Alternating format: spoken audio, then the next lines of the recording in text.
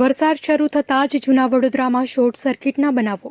મંગળ બજાર સ્થિત પ્રતાપ મડકાની પોળમાં MGVCLના વીજ વાયરમાં ધડાકા સાથે આગ લાગી. હાઈ વોલ્ટેજના કારણે આગ લાગી હોવાનું અનુમાન. ફાયર બ્રિગેડની ટીમ ઘટના સ્થળે પહોંચી વીજ પુરવઠો બંધ કરાયો. ઘટનાના પગલે વેપારીઓ અને ગ્રાહકોમાં ભયનો માહોલ.